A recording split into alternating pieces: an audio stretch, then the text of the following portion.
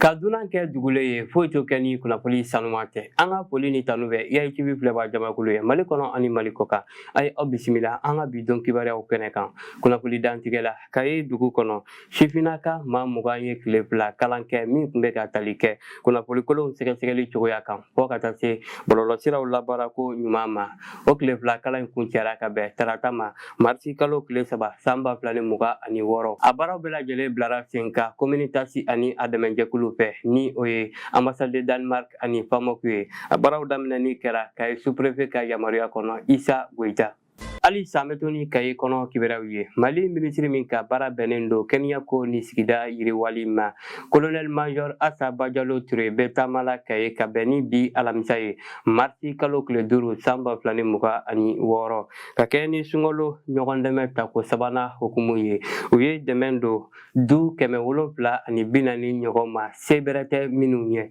o kɔfɛ u ye taama kɛ ka taa Kayi kɛnɛyasoba kɔnɔ ka taa fiɲɛmarayɔrɔ kurumu kari lakanako siratigɛ la bi alamisa marisi kalo tile 5 san 2026 kita marabolo sɔrɔdasiw ka kankura kurumu karili kɛra a yirala k'a fɔ ni kankura jɔlen don kilomɛtiri 75,880 kan duguden 7,791 ye walasa ka sɔrɔdasiw ka baarakɛtaw sabati o yɔrɔw la ka o yɔrɔw lakana ani ka u gɛrɛ dugudenw na ka kɛ ni général de division Umaru Jara ka yetaw ye